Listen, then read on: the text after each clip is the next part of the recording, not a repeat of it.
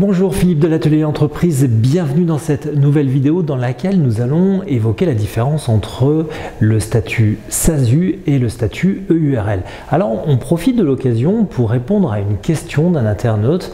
Merci à Shaima pour cette question pertinente qui souhaitait des précisions sur l'imposition et les charges relatives à la constitution d'une EURL.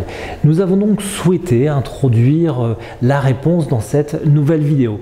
Vous souhaitez vous aussi peut-être créer votre entreprise et hésiter sur le choix du statut. Nous vous invitons pour l'EURL à regarder la vidéo qui devrait s'afficher à l'écran, et pour la SASU la même chose. Nous avons déjà réalisé 2 vidéos préalablement et nous avons présenté pour l'une et l'autre les différentes appréciations sur le statut EURL et le statut SASU.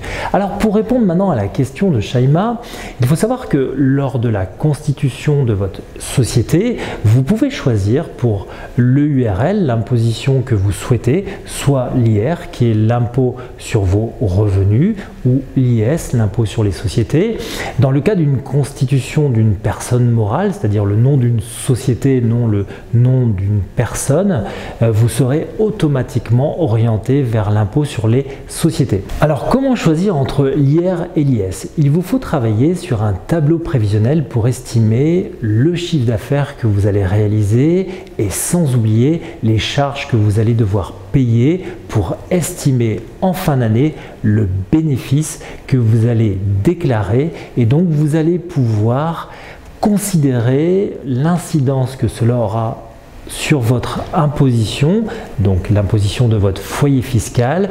Actuellement, vous payez X euros d'impôt.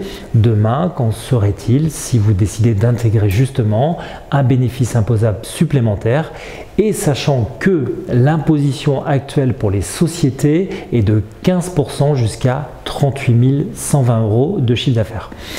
Comparez également votre revenu net, c'est-à-dire pour l'impôt sur le revenu, il est constitué de votre bénéfice, l'impôt que vous payez, alors que pour l'impôt sur les sociétés, il convient de prendre votre rémunération plus dividende éventuel.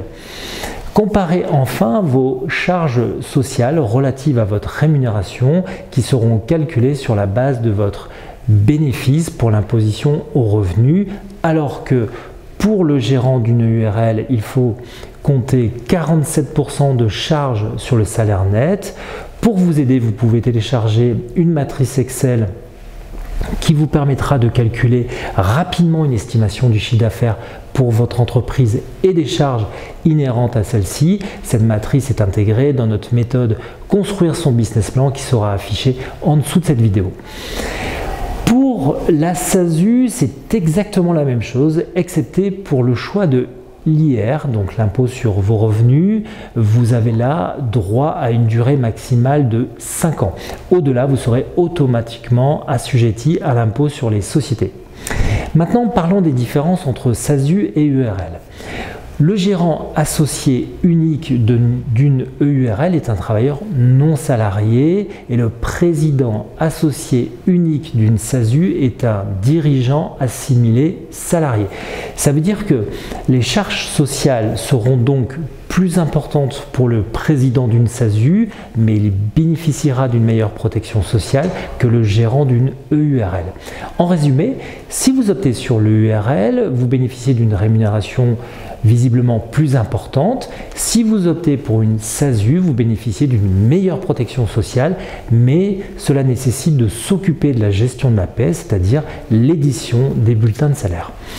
Si vous décidez de ne pas vous verser de salaire, vous pouvez très bien avoir un pécule de côté, vous commencez votre activité, vous ne versez pas encore de salaire, vous devez payer quand même une cotisation minimale au RSI par exemple de l'ordre de 400 euros au trimestre, ce qui n'est pas le cas pour un président d'une SASU. Afin que ce soit plus clair, voici une liste des avantages de la création d'une SASU. C'est un statut libre qui est adapté à toute taille d'entreprise, en particulier pour les activités évolutives. L'imposition des dividendes est soumise uniquement à des prélèvements sociaux. Les modalités de paiement des cotisations sociales se font au trimestre sur la base des salaires réellement versées et le montant des cotisations sociales minimales en l'absence de rémunération est de 0. En ce qui concerne les avantages de l'EURL, le coût de l'expert comptable est classique. La partie juridique n'est pas aussi complexe que pour la SASU. Le montant des cotisations sociales correspond uniquement à 47% de la rémunération de gérance. Et pour finir, vous aurez uniquement à libérer un 5e des apports en numéraire dès la constitution de votre entreprise. Pour conclure, nous avons mis en évidence les principales différences entre ces deux statuts que sont l'EURL et la SASU. Pour faire votre choix, nous vous recommandons tout de même de faire un business plan et celui-ci vous donnera une idée plus claire sur le choix du statut qui sera le vôtre, nous l'espérons demain. La méthode est téléchargeable du reste en dessous de cette vidéo si vous le souhaitez. Merci pour votre écoute et on se retrouve très bientôt pour une nouvelle vidéo. Au revoir.